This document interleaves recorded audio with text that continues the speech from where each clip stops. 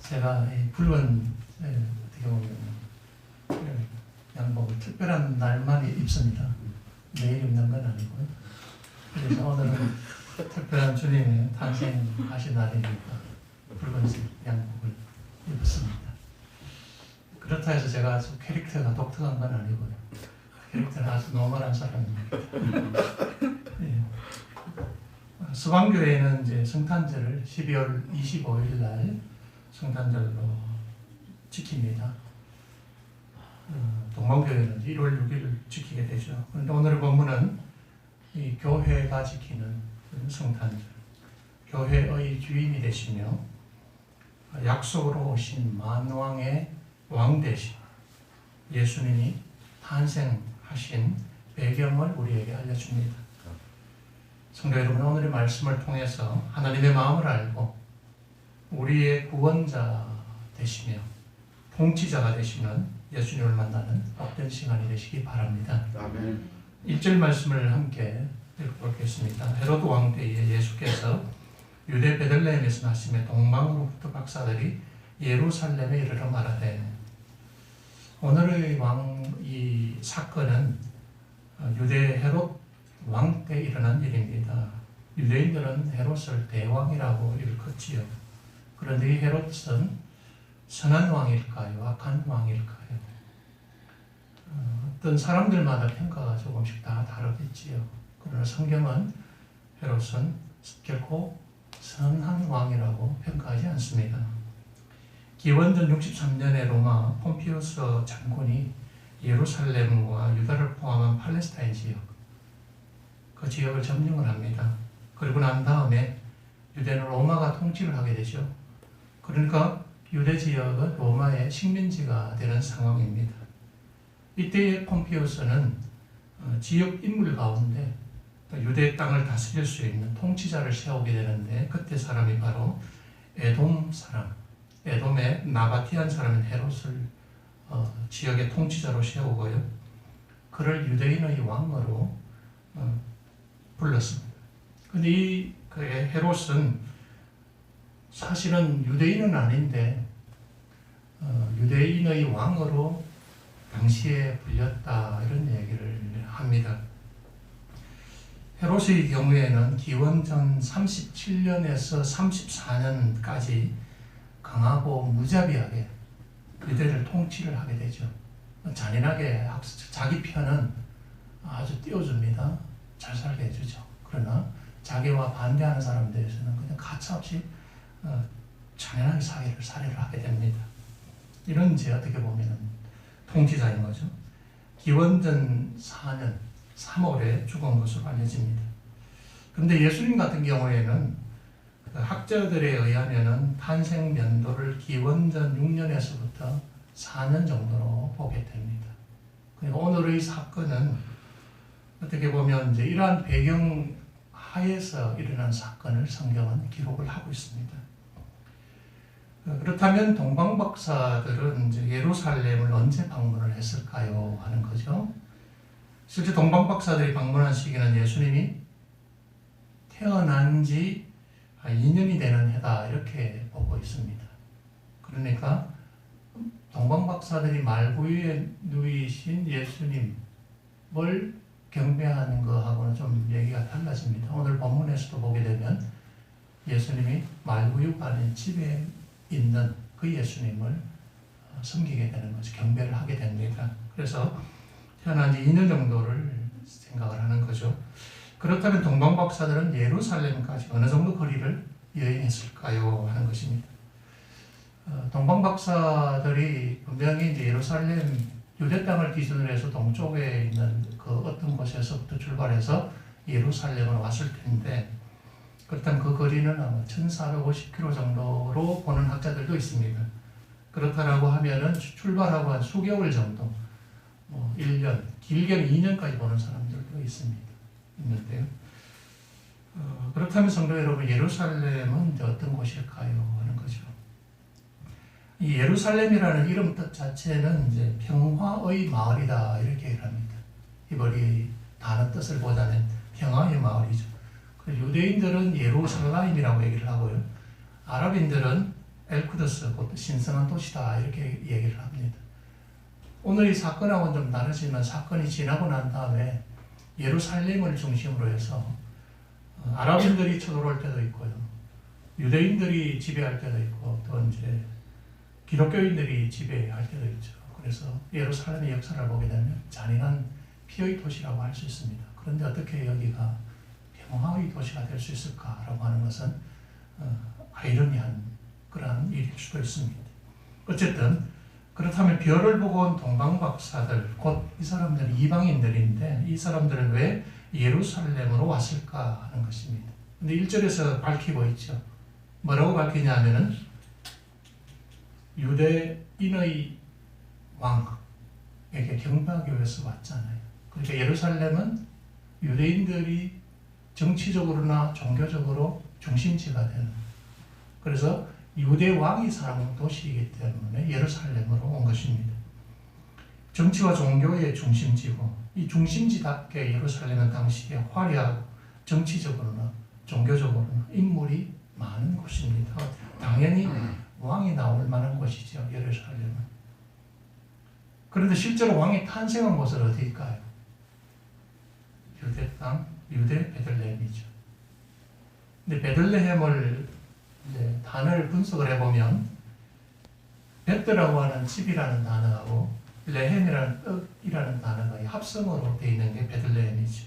그러니까 하나님이 주시는 떡이 있는 약속의 집이라는 말입니다. 그럼 이 무슨 떡이냐? 우리가 얘기하기로는 생명의 떡이다. 아멘. 그래서 베들레헴의 원래 이름은 에브라다, 열매가 많다, 풍성하다 이런 뜻이지요. 그래서 베들레헴은 유대 그 지역 안에 팔레스타인 지역에 유대 땅에 있는 베들레헴은 보통 베들레헴 에브라다라고 얘기를 하죠. 에브라시라고 얘기를 하는데 여기에서 이제 여러분이 이제 성경 말씀을 보다 보면 이전에 헤롯이 묻잖아요. 그리스도가 어디서 나겠느냐라고 묻죠. 그때에 대제사장과 서기관들이 말을 하기를 유대 베들레헴이다 이렇게 얘기를 하죠. 다른 지역에 베들레헴도 있다는 얘기가 되지 않습니까? 그러니까 헤롯이 성경에 대해서 잘 모르니까 구체적으로 유대에 있는 베들레헴입니다 이렇게 밝히는 거죠. 그래서 이곳 베들레헴은 사실은 어떤 분위기의 마을이냐면은 약하고 볼 것이 없고 주목받지 못하는 멸시받는 곳이 베들레헴이에요. 이 베들레헴하고 옆에 있는 예루살렘은 화려하고 크고 인물들도 많고 잘 나가는 도시죠. 사실 말하면 우리로 따지면은 서울 같은, 그죠? 그런데 그 옆에 이제 근교의 위성도시 조그마한 시골 성읍이 바로 베들레헴이라는 것이죠. 그런데 이 아이러니하게도요, 이 베들레헴에 누가 나냐면 만왕의 왕이 나시는 거예요. 통치자가, 위대한 통치자가 나신 거죠. 오늘 설교의 제목을 제가 과연 그러면 진정한 정의는 누구신가, 누구이냐라고 제목을 정했는데요. 예수님을 진정하게 정의의 역할을 할 수 있는 사람, 메신저의 역할을 할 수 있는 사람은 누구냐? 그 잘 나가는 예루살렘의 그 위대한 대제사장이나 서기관들이라든지 잘 나가는 사람들이냐? 헤롯과 같은 왕들이 그들이 예수님의 진정한 정의이냐? 아니면은 볼 것이 없지만 그 마음 속에 이게 사실 아니라는 거죠. 한쪽은 겉으로 볼 때는 화려하고 정말 잘 나가는데 그 속이 비어 있는 초라하고 가난하고 마음이죠. 한쪽은 마음은 너무 풍부하고 채워져 있는데 겉으로 볼 때는 그렇지 않는 거죠. 항상 예수님의 역사는 누구에게 일어나냐면은 끝이 화려한 곳에 일어나지 않고요. 마음이 가난한 자들에게, 마음이 채워줄 수 있는 자들에게 항상 일어나거든요. 아멘. 그들 가운데 한 사람이 누구였냐면 사가랴와 엘리사벳 부부였고요. 그들을 통해서 누구를 보냈냐면 세례자 요한을 보내신 거예요. 예수님을 준비하라고. 안나와 시몬도 그런 사람들 중에 하나지 않습니까?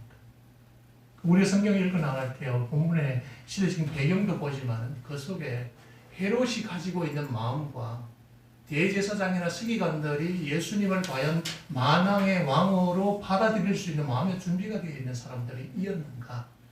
목자들이 준비가 되어 있는 사람들이었는가? 왜 하나님께서는 예수님을 베들레헴에 그 연약하고 보잘것없는 마을에 보내셨을까라고 하는 것을 생각해 볼 필요가 있는 거죠.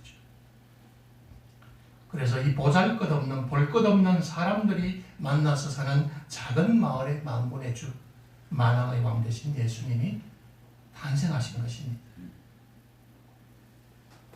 여기에서 우리는 하나님의 마음을 알게 됩니다. 그분이 우리에게 바라는 것도 알게 되는 거죠. 하나님께서 진정 소중하게 생각하시는 것이 뭘까라는 거죠. 그분의 관심은 어디에 있냐? 그분의 관심은 화려한 예루살렘에 있지 않다. 오히려 그분의 관심은 약한 보잘것없는 베들레헴에 있다 라고 하는 것이지. 자, 그러면 베들레헴 누가 또 처음 베들레헴 누가 태어났나요? 다윗 왕이 태어난 것이 베들레헴이죠. 다윗 왕과 다윗 왕, 약속으로 주신 다윗 왕을 통해서 언약으로 주셨던 그 다윗, 그리고 누가 나시냐면 그분의 진정한 후손 예수님이 그곳에서 태어나시는 거죠. 아멘. 한번 생각해 보십시오. 헤롯 왕은 이방인이잖아요. 진정한 다윗 왕과의 왕이 될 수 있는 자격이 없습니다. 우리가 한번 생각해 보세요. 고려의 왕가는 왕씨잖아요. 근데 이성계가 만약에 조선을 건국하지 않고 고려의 왕이 됐다고 생각해 보십시오. 이 시잖아요. 누가 그의 정통성을 인정해 줄까요? 왕씨가 아닌데. 이런 상황이죠. 이런 상황에서 결국 예수님이 태어나는 겁니다. 인간적으로 보면 그리 대단하지 않는 보잘것없는 마을 천하무사의 만왕의 왕 예수님이 약속 가운데, 언약 가운데 예언으로 오셨습니다. 아멘. 이분이 바로 우리가 믿는 예수님인 거죠. 우리 모두 예수님을 믿음의 주로 그리고 만왕의 왕으로 고백합시다. 아멘. 분명 동방의 박사가 경배를 하기 위해서 그 동방의 땅에서부터 팔레스타인 유대 땅으로 오셨어요. 동방의 박사들이. 동방이라고 하는 것은 어떤 곳일까요? 사실 그 단어 뜻을 찾아보면은 동방은 이제 동쪽에 해가 뜨는 동쪽을 말하는 거죠. 그러니까 지금 얘기하기는 페르시아나 바벨로니아나 팔레스타인 동쪽 지역을 이라고 우리가 이제 다 학자들이 추측을 하죠. 그런데 이 동방의 박사라고 할 때 이 박사는 원래는 점성술사, 점치는 사제, 마술사, 천문학자 이렇게 얘기를 하기도 합니다. 그런데 이 사람들은 객관적으로 볼 때는, 겉으로 볼 때는 어떻습니까? 이방 종교를 믿는 점성술사일 것이다 이렇게 보기도 합니다. 어떤 이제 학자들은 동방 박사들의 종교가 조로아스토교다 이렇게 얘기하는 사람들도 있습니다. 실제로. 페르시아의 경우에는 페르시아의 제사장 계급 구성원을 마고스다, 같은 마기, 마고스, 같은 이제 맥락을 가지고 있는 용어라고 볼 수 있는데요. 그 바벨론 제국이라든지 페르시아 제국의 왕에게 조언하던 최고의 엘리트 학자를 예를 들면 마고스다, 지금 얘기하면 박사다 이렇게 얘기를 할 수 있는 거죠.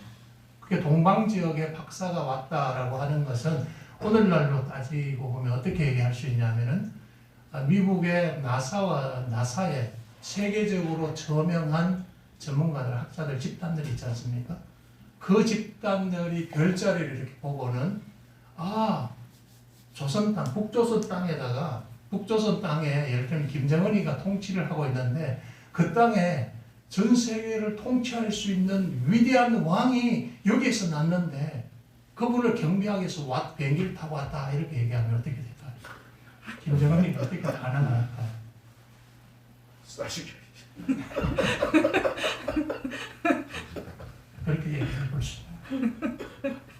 그래서 당시 박사들의 예언 능력은 로마 헬라 세계에서 널리 알려져 있을 거예요.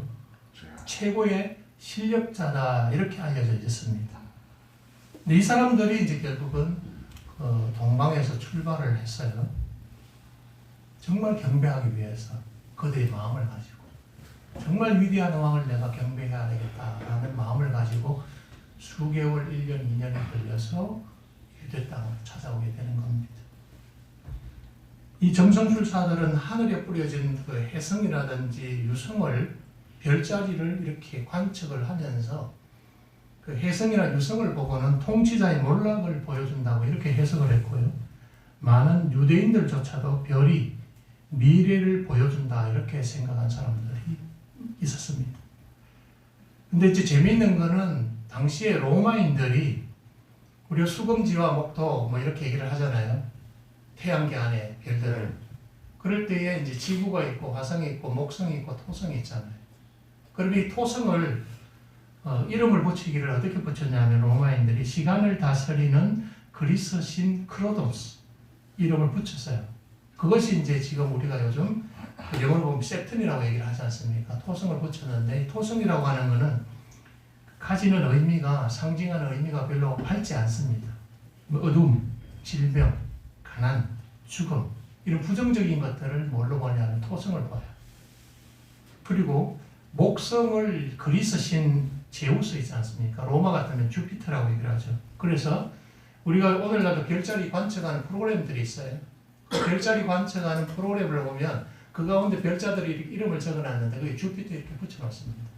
그러니까 목성을 이제 로마 같은 게 주피터를 붙이죠. 하늘의 아버지다 이렇게 얘기를 하고요. 이 목성이 가지는 의미는 번영이나 풍요나 행복이나 부유함 이런 걸 상징하는 별이에요. 좋은 것들이죠.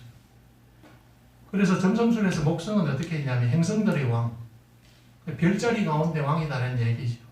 그래서 왕의 운명을 정하는 게 바로 이 목성으로 본 겁니다. 그런데 재미있는 것은 당시에 박사들의 눈에는 보니까 보이지 않는 사건들이 일어나요. 그 사건들이 뭐냐면 이런 별들이 행성들이 모이는 만나는 특이한 현상이죠. 부딪힌다는 게 만나는 현상. 보통 별자리를 보면 이렇게 도는 사이클이 있잖아요.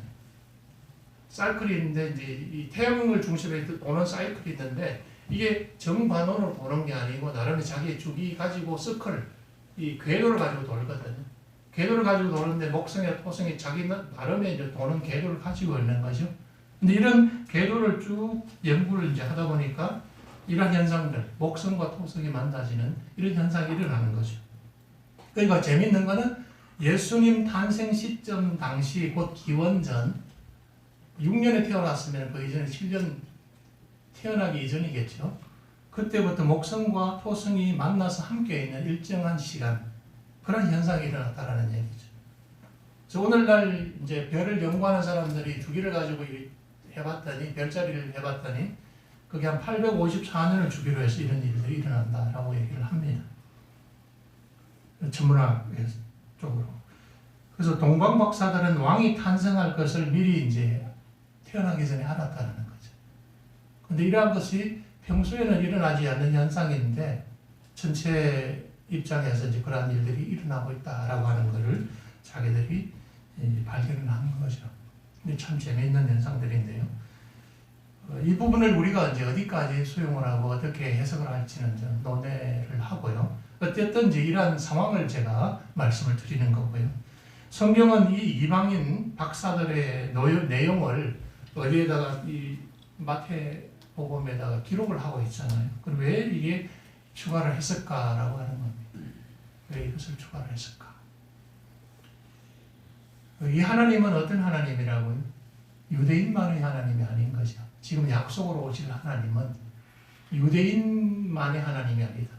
당시에 여러분들도 아시겠지만 유대인이 믿는 하나님이 있고 이방인들이 각 나라마다 자기들이 섬기는 하나님들이 다 있잖아요.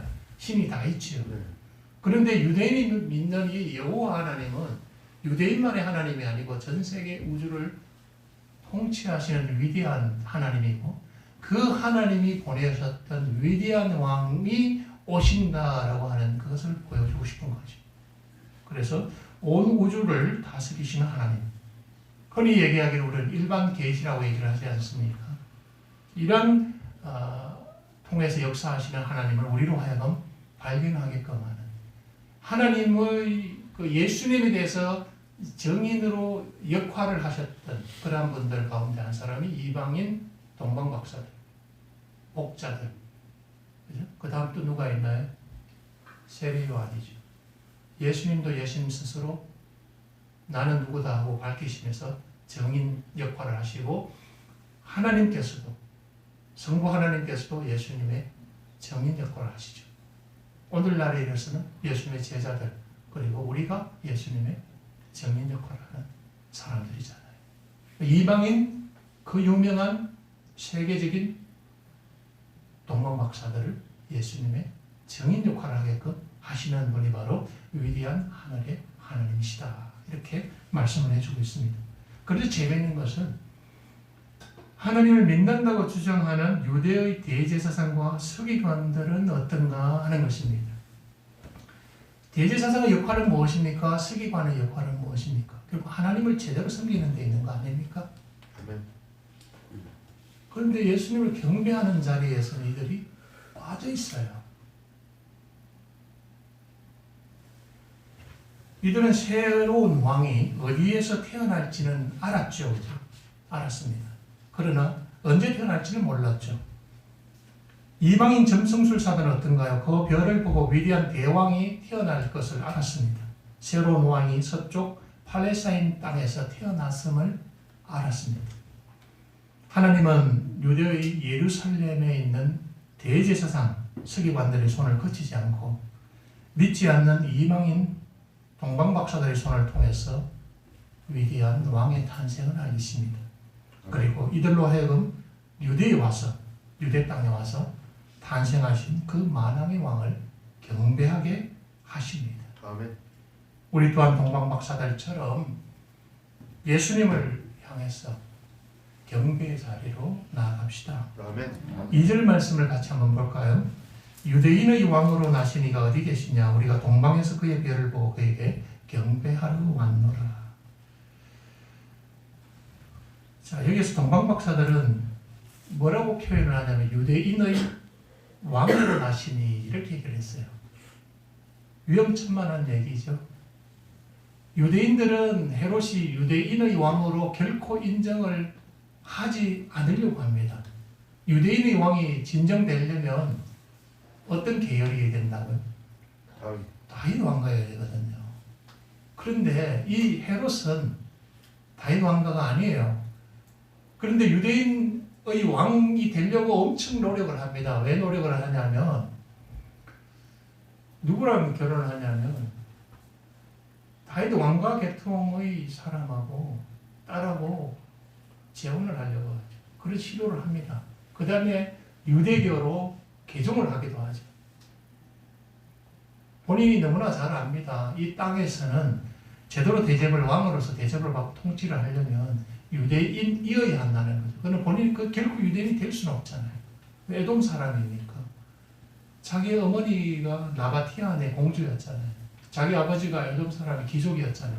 그를 통해서 태어난 사람이고 이미 자기는 소위 말해서 사회적으로는 그 지역에 있어서는 어떻게 보면 명문 가문이라 할 수도 있죠. 그런데 이 사람이 이제 어떻게 액션을 취합니까? 유대 땅에 이제 어떻게 보면은 통치자가 되기 위해서 친로마인이 되는 거죠. 그래서 로마에서 뭡니까? 헤롯을 지역의 통치자, 왕으로, 유대 왕으로 세웁니다. 자기 아들들을 결코 왕으로 인정을 해주지 않았어요. 그 헤롯 대왕이 죽고 난 다음에 그 아들들에게는 왕으로 인정을 해주지 않아요. 그러나 이 헤롯에게는 그 지역의 왕으로 인정을 했어요. 자기가 되는 건 뭐야? 진정한 유대인의 왕이 되고 싶어요. 그런데 현실은 그게 아니죠. 유대인들이 인정해주지 않죠. 특히나 바리새인들은 이 헤롯하고 이런 관계였단 말이에요. 그래서 이 헤롯이 어떻게 보면 친유대 정책을 펼쳐야 되잖아요. 그런 상황에서. 그러니까 이제 헤롯 성전을 짓기 시작하는 거죠. 근데 이 사람은 아주 정치적인 인물이라서 헤롯 성전만 짓는 것이 아니고 이방인 성전 짓는 데도 막 후원해주고 지원해줘요. 해주고 거기다가 이 사람은 전쟁을 치르면 진 적이 없다고 얘기를 하는 거야, 이 사람은. 이런 사람이에요, 사회적으로 우리 이런 오늘 현실로 보게 되면 아주 정치적으로 뛰어난 인물이죠, 사실은. 아주 뛰어난 인물입니다. 대왕이 불리면 뛰어난 인물이고 잔인한 인물이죠. 부인이 10명이라고 얘기하는 사람도 있고요. 자녀가 16명이라고 얘기하는 사람도 있어요. 그 중에 3명의 아들과 그 가운데 부인도 죽이고 장모도 죽이고 잔인한 폭군으로 알려주기도 합니다. 이런 사람인 거죠. 그런데 이 상황 속에서 유대인으로 왕으로 나신 이가 어디 계시냐라고 묻는 거죠. 근데 이 아비 왕은 이미 태어나셨고 그 다음에 박사들이 이제 방문을 해서 이 얘기를 했던 거죠. 빛난 왕의 별을 보고 왔다고 얘기를 해요. 누가? 박사들이. 박사들은 서쪽 지역에서 위대한 왕의 빛난 별을 보고 예루살렘에 와서 위대한 통치자가 났다. 이러면 아마도 제가 생각할 때 이들이 생각하는 위대한 통치자는 알렉산더를 뛰어넘는 징기스칸을 뛰어넘는 뭐 예를 들면 어디 가서 이런 인물 정도는 되지 않을까 이렇게 생각하는 것 같아요. 유대인들이 생각하는 위대한 통치자 왕은 어떤 사람입니까? 모세 같은 인물이죠. 어디에서 애굽의 속박으로부터 자유하게 하는 구원한 인물이 모세잖아요. 그러면 로마의 속국으로부터 해방시킬 수 있는 구원자가 누구죠? 예수님. 예를 들면 그 위대한 왕 통치자가 나타났다고 생각을 또 하지 않을까요? 헤롯 입장에서는 어떻습니까? 자기를 그냥 제거를 하고 새로운 왕이 태어났으니까 이 왕이 언젠가는 자기 자리를 찬탈하고 자기가 지명한 아들들의 자리를 찬탈하고 유대 땅 왕이 될 것이다 라고 생각을 당연히 하게 되는 거죠. 이 성격으로 보면 성향으로 보면 그냥 둘 성향이 아닙니다. 그러니까 그 다음에 뭡니까? 잔인한 학살 사건이 일어날 수밖에 없는 거죠. 유대학자들은 민수기 24장 17절을 보게 되면 한 별이 야곱에게서 나오고 한 규, 왕권이 이스라엘에게서 일어난다 이렇게 얘기를 하고 있습니다. 그 유대인의 왕이라고 자칭 유대인의 왕이라고 불려지기를 원하는 그죠? 헤롯에게 와서 이 얘기를 하고 있으니까 구약에도 보면 뭐죠? 하나님께서 저울을 달아가지고 저울에 가벼워지면 새로운 왕을 교체를 했잖아요. 그러니까 여기서도 보면 현실의 왕이 뭔가 부족하게 문제가 있기 때문에 마음에 들지 않으니까 하나님이 새로운 왕을 세우시는 것 아니냐 이렇게 당연히 생각을 할 수 있는 거예요. 그래서 바벨론 츠문의 이 박사들은 목성 주피터를 왕의 별자리로 여겼는데 물고기 자리는 팔레스타인 지역 유대 땅이 물고기 자리라고 생각을 했고요. 토성 같은 경우에는 유대인이라고 생각을 했어요. 그런데 목성이 물고기 자리에 있는 토성에게 다가가요. 그리고 같이 있는 이런 일들이 일어나는 거죠. 그리고 그 자리에서 왕의 별자리인 목성을 발견하게 되는 겁니다. 그래서 예루살렘에 향해서 여행을 하게 된다. 이렇게 얘기해 볼 수 있습니다. 팔레스타인 지역의 출신, 그 당시에 로마가 힘이 있고 이집트가 힘이 있고 그죠? 힘이 그래도 조금 빠졌지만 과거의 영광을 누렸던 바벨론 제국과 페르시아의 제국들이 남아있는 그런 상황 속에서 항상 식민지의 역할을 했던 보잘것없는 초라한 땅, 유대 땅. 여기에 그 위대한 대왕이 태어난다라고 하고 그 바벨론 제국, 페르시아 제국의 영광을 가지고 있는 세계 최고의 학자들이 무리를 이끌고 유대 땅에 와서 위대한 왕에게 경배한다. 그리고는 하는 얘기가 유대를 넘어서 온 세상을 통치할 수 있는 위대한 통치자가 태어나셨다. 우리가 별을 보고 별을 봤다는 건 뭐예요? 하늘의 하나님이 어떻게 보내주셨다. 그 왕을 경배하기 위해서 왔다. 이런 얘기를 하고 있는 거죠.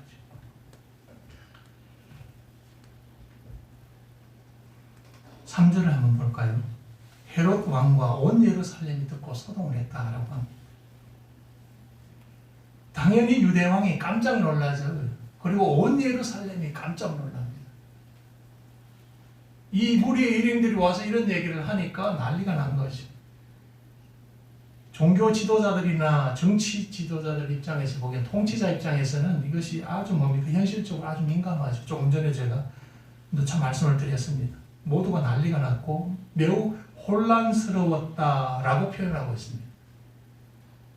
혼란스러웠다. 새로운 지도자가 났다고 하니 한편에서는 환영을 하기도 하고 한편은 반대할 일이죠. 현재의 친로마 정책에 붙어서 사는 종교 지도자, 정치 지도자, 헤롯에 붙어 있는 사람들 입장에서는 극히 환영할 일이 아닙니다. 반대할 일이죠.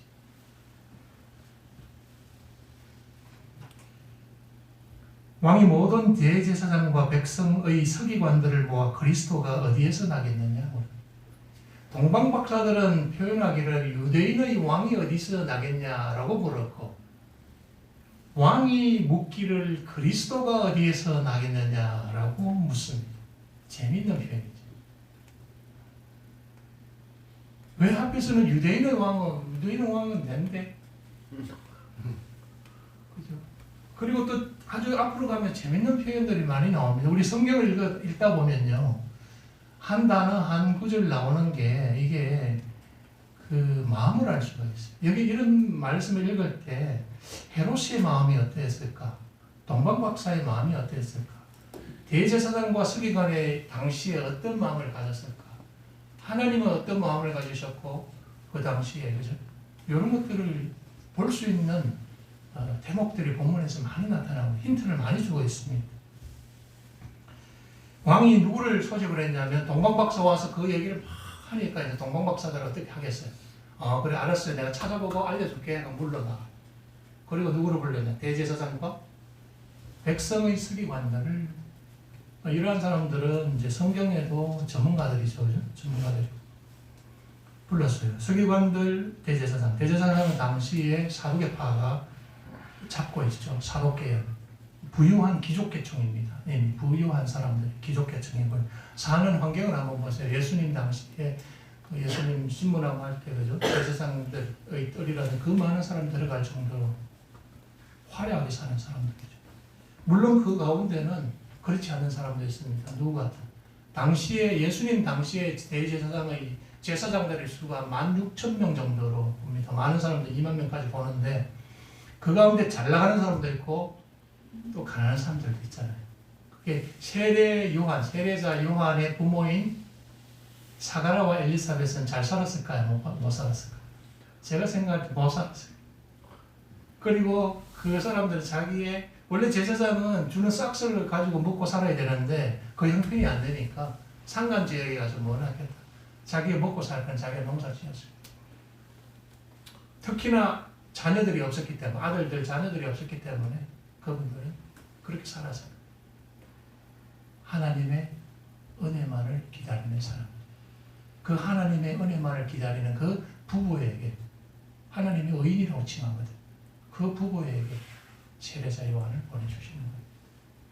대제사장이 보내지 않았어요. 당시에.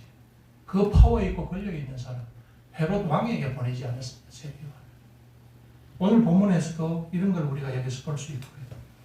제사장이 하는 역할들이 있고 그 다음에 서기관들이 하는 역할들도 있죠. 있는데 이 사람들은 어쨌든 전문가들입니다. 그래서 그리스도가 어디에서 나겠느냐라고 물었죠. 그리스도라는 말은 우리가 이제 번역을 할 때 한자음에서 온 거잖아요. 그리스도가.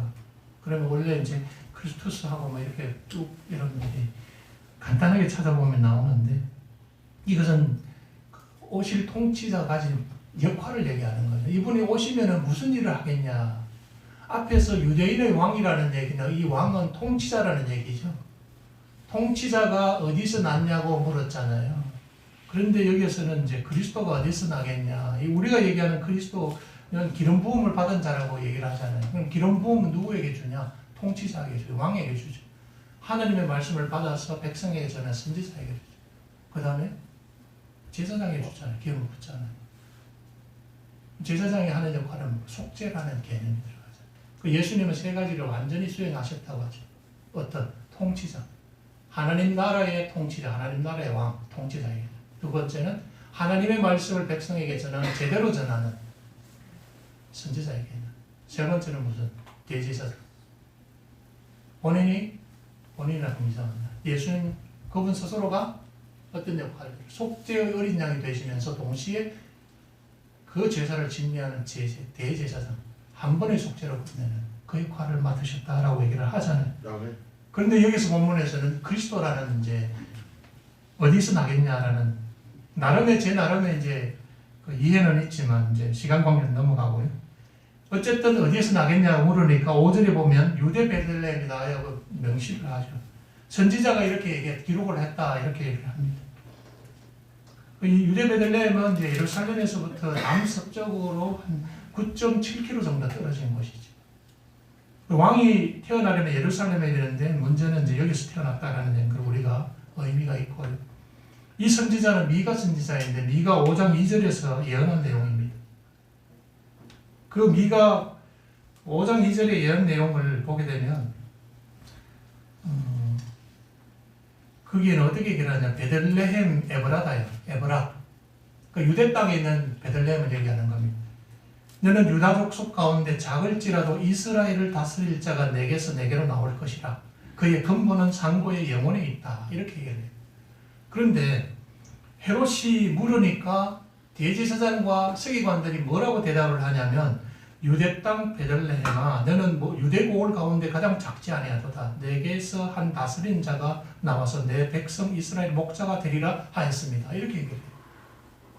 제가 이상하게 제가 나름의 이제 이해를 해보면 이상한 게 하나는 뭐라고 이해를 했냐면 앞에서는 분명히 유다의 그 왕이라는 개념, 통치자의 개념인데 답을 묻기를 그리스도라고 물었고 그 다음에 여기에서 또 묻기를 유대 땅 베들레헴 해가지고 지역을 정해줬는데 구체적으로 정해줬는데 강조를 하죠. 가장 작지 않다라는 얘기를 하면서 한 다스린 자, 통치자가 나오는데 이스라엘은 목자가 된다. 목자라는 개념은 목양이라는 개념이지. 헤롯이 생각하는 통치의 개념하고요. 하나님이 생각하시는 통치의 개념, 예수님 말씀하는 통치의 개념 다릅니다. 다스림의 개념. 그 개념 가운데 뭐가 들어가 있냐면 목양이라는 개념, 목자의 개념이 들어가는 겁니다. 이방 사람들이 생각하는 통치의 개념은 다르잖아요. 우리나라에서도 보게 되면 정치 얘기할 때 정약용 같은 경우에 목양 개념을 들어가죠. 목민심서. 백성을 어떻게 목양해야 될지에 대한 개념 얘기를 하잖아요. 근데 성경에서 얘기하고 있는 이 개념하고가 그 통치자들이 얘기하는 개념들이 좀 다르다라는 얘기를 말씀을 드리고 싶고, 요는 이제 여기에서 강조하고 싶은 거는 뭐냐면 여기까지만 이 사람들은 얘기를 해요.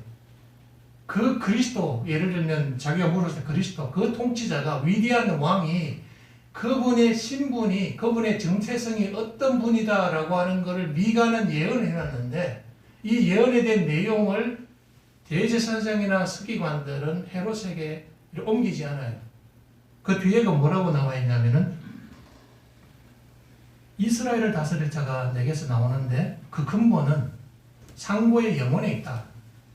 여기에 근본이라는 얘기 자체는 근본은 뿌리라는 얘기거든요. 시작하는 근원을 얘기합니다. 상고라는 얘기는 케뎀이라는 단어를 쓰고 있는데 가장 오래된 고대를 얘기해요. 그러니까 에덴 동산이 동방에 있다 할 때 동방을 쓸 때 케뎀이라는 용어를 쓰게 되는데 이것은 동쪽에 있는 해가 돋는 그쪽 방향에다가 가장 오래된 고대를 얘기하고 있어요. 그러니까 무슨 얘기하는 거예요? 시작되는 걸 얘기하고 있는 거예요. 위대한 통치자가 오시는데 그분의 뿌리, 시작은 다르다. 어떻게 다르냐? 뒤에 나와 있는 영혼이라는 것은 올람이라는 단어를 쓰는데 그것은 이 세상의 시간이 시작되는 태초에라고 하는 거 있잖아요. 그 이전 시간으로 돌아가요. 우리가 태초에 하나님이 천지를 창조하시느라 할 때 태초에 된 그 이전으로 돌아갈 수 있는 분은 누가 있어요? 하나님밖에 없습니다. 그게 예수님 그 자체 위대한 통치자로 오시는 그분은 어떤 분이냐라고 하면 시간이 생기기 전부터 존재하시는 분, 그분이 위대한 통치자로 오신다 이 뜻이에요. 근데 그걸 옮기지 않아요. 여기서는 대제사장과 서기관들.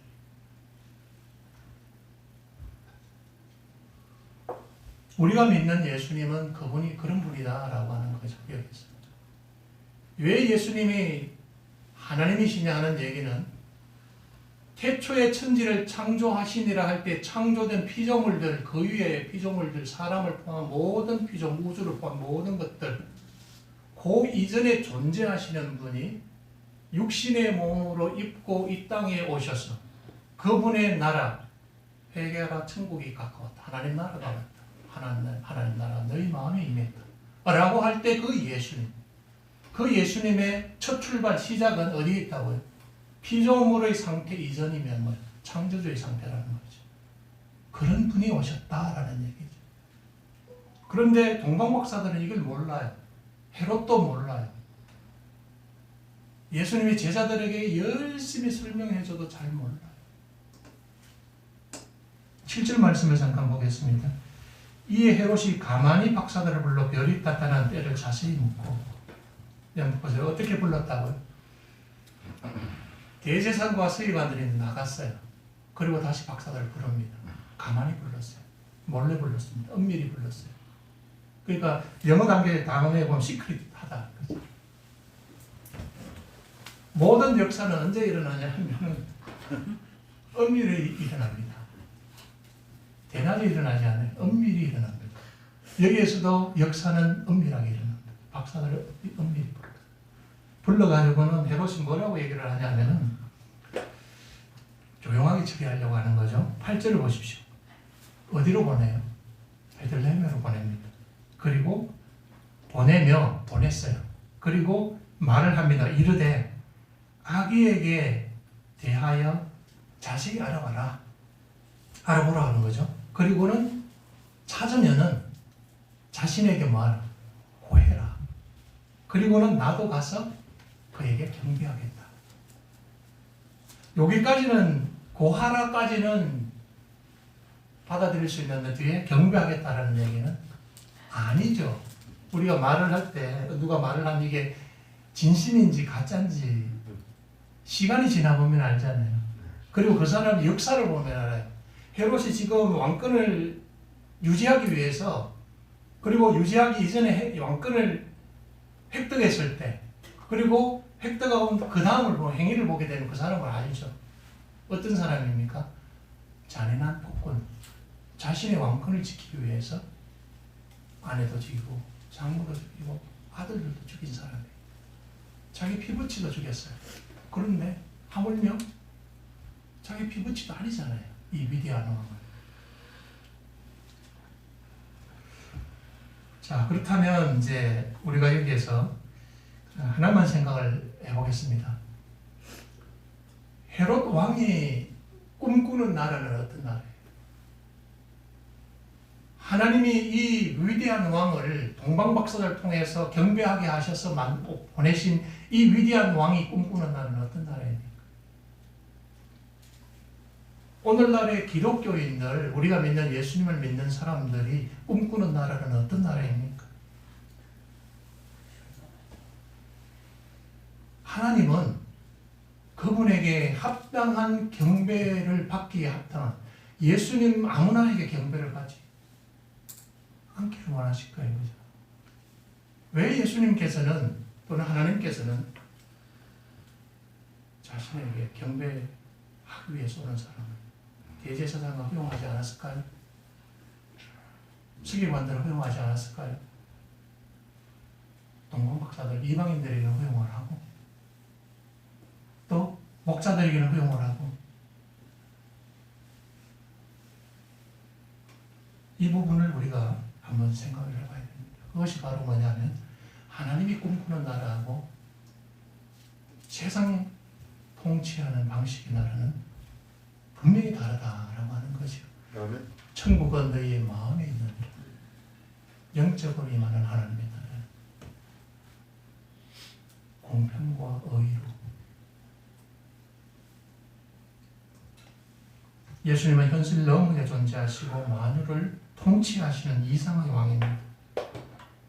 그리스도인들이 예수님을 믿는다는 것은, 예수님을 따른다는 것은 현실의 권력과 통치를 가진 그 통치 방식을 따르는 것이 아닙니다.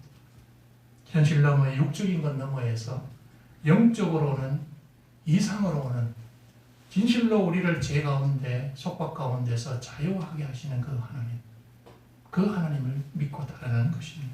아멘. 9절을 잠시 볼까요? 박사들이 왕의 말을 듣고 갈새 동방에서 보던 그 별이 문득 앞서 인도하여 가다가 악이 있는 곳 위에 머물러 서 있는 거예요. 재미있는 것은 별을 보고 출발을 해가지고 예루살렘 쪽까지 쭉 왔는데 별이 사라졌어요. 그래서 궁에 들어가가 헤롯이 물었어요. 어디에서 났냐? 유다 땅 베들레헴으로 가봐라. 베들레헴 향해서 출발을 했는데 박사들이 왕의 말 듣고 가니까 동방에서 봤던 그 별이 문득 어디로 자기 앞서 인도를 쭉 하다가 유대 땅 베들레헴까지 와가지고 집 앞에다 딱 멈췄네.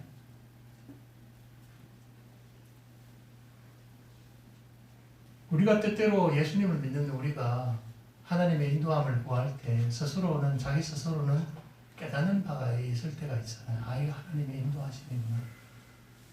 평소에는 못 느끼다가 어떨 때 아, 하나님께서 이렇게 인도해 오셨네. 아멘. 깨닫는 바가 있잖아요. 그죠? 이 별이 어떤 별인지는 저는 잘 모르겠습니다. 과학적으로 천문학자들 입장에서 해석할 것도 있을 거고 아니면 다르게 나름 해석을 할 수도 있겠죠. 어쨌든 중요한 것은 성경의 본문에서는 이렇게 얘기를 하고 있고 동방박사들은 그렇게 해서 별을 보고 예수님 집 앞까지 결국은 머물렀다, 도착을 했다 이렇게 얘기를 할 수 있어요. 그리고는 왕 앞까지 와서 10절에 보게 되면 그들이 별을 보고 매우 크게 기뻐하고 기뻐하더라.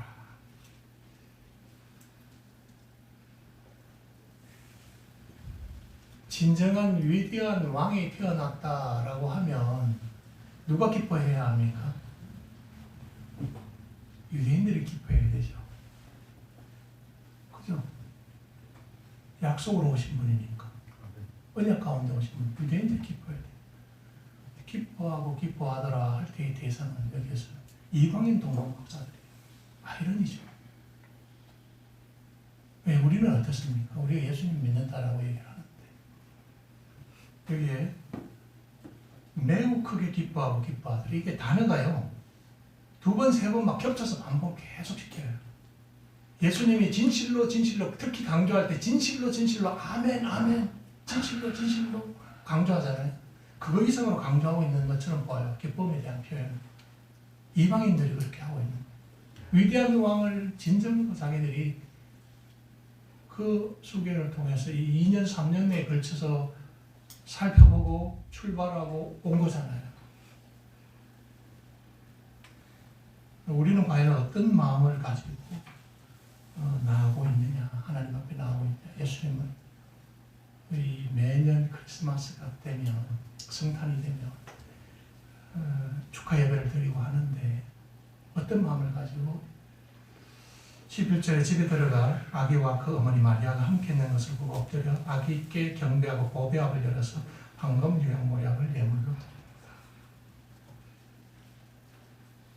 그리고 꿈에 헤롯에게 돌아가지 말라 지시함을 받아 다른 길로 고국에 돌아갔다.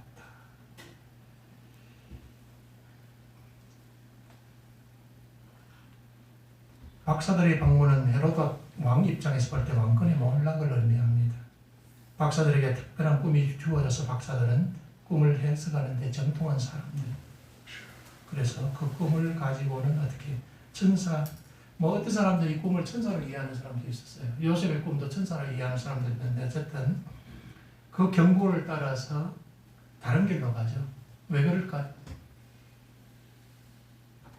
헤롯이 가는 그 길의 끝에는 죽음과 사망이 있어요. 동방박사들이 가는 길 그 끝에는 생명이 있었어요. 아멘. 예수님이 있었죠. 사람을 살리는 생명이 있었어요. 아멘. 그렇죠?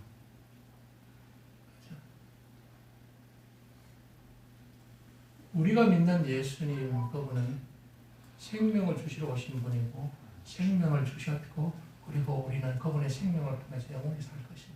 아멘.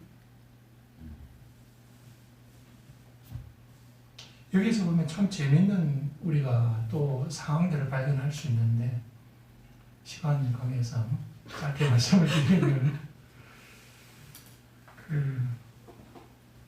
참 성경들 보면 참 재미가 있어요. 그러니까 짧은 구절 볼 때도 왜 이런 상황에 놓이게 하나님 하셨을까? 애국에서 불렀다. 뭐 이런 표현들도 있잖아요. 예언을 이루게 하려 하십니다. 하도 사람들을 믿지 못하니까 예언을 이루게 하려 하십니다. 왜 이런 어려운 상황을 코너로 몰고 가시는 거예요? 그러니까 이제 예수님이 벨렘의 왕가의 자손으로서 벨렘에 이제 태어나셔야 되고 태어나셨고 약속을 지키기 위해서 태어나셨고 그리고 거기에서 요셉과 마리아는 예수님을 키우고 있으셨잖아요. 다른 데로 안 떠나고 키우고 있었고 그 만약에 태어나고 난 날 다른 곳으로 가셨으면 어떻게 돼요? 피할 일도 별로 없죠. 예수님도 못 찾더니 동방박사도 찾을 일도 별로 없죠. 어디가 찾아요? 어떻게 찾아요? 그 당시에 전화기가 있는 것도 아니고. 그러니까 벨레헴에서 그 2년여에 걸쳐서 살고 있었잖아요. 아이가 태어난 지 2년이 되게끔 살고 있었고 그때에 동방박사들이 방문을 하고 꿈의 지시함을 받아서 다른 길로 가고 그게 헤롯이 뭡니까? 2살 배기 이하로 그 지역에 있는 건방에 있는 건게 다 죽여버리고 죽인다고 위험하다 하니까 부모들로 하여금 어디로 애국으로 신시키잖아요. 그러고 난 다음에 죽이려고 찾았던 헤롯이 죽었다. 돌아오라. 뭐 이런 예를 들면 이런 일련의 상황들 전개해 가시는 거 보면 어떨 때 보면 우리가 생각하는 이적적인 역사를 하시면서 동시에 우리가 살아가고 있는 현실을 그대로 잘 인정을 하시면서 살아가시는 하나님.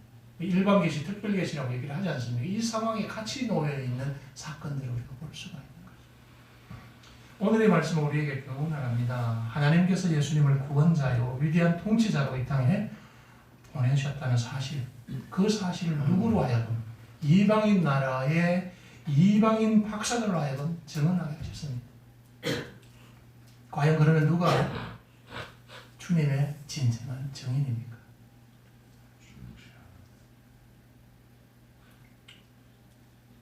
대제사장의 마음속에 서기관들의 마음속에 예수님의 진정한 증인으로서 역할을 감당할 수 있는 마음, 그 삶이 있었습니까? 그렇다면 오늘 우리로 하여금 예수님의 증인이라고 증인 역할, 메신저 역할이라고 얘기를 하시는데 과연 우리는 어떻습니까? 우리는 어느 위치에 있습니까? 헤롯의 위치에 있습니까?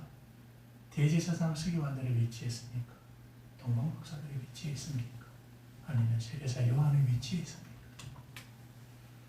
진정한 정의는 진정으로 그 마음속에 뭐가 있어야 돼요? 사모함이 있어야 되는 거죠.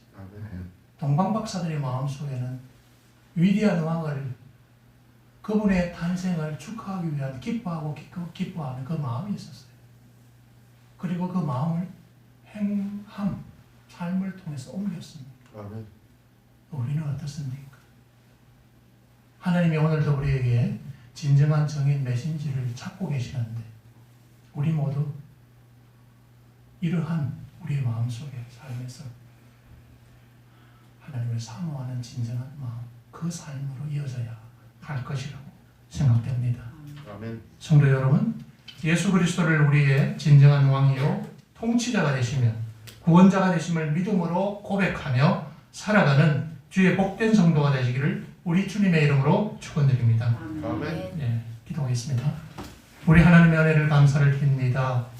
이방인 동방박사를 통해서 위대한 왕의 탄생을 알리시는 하나님을 통하여서 우리 하나님의 마음을 우리가 발견하게 됩니다. 주여 저희에게 왕의 탄생을 죽음 가운데 살리신 그 예수님의 탄생을 기뻐하며 참으로 축하하는 그 마음을 우리에게 주시고 우리 또한 동방박사처럼 우리의 마음속 깊이 사모함으로 예수님의 탄생을 기뻐하며 살아가는 축복된 주의 성도들이 되게 주여 은혜를 베풀어 주옵소서. 예수님의 이름으로 기도드립니다. 아멘.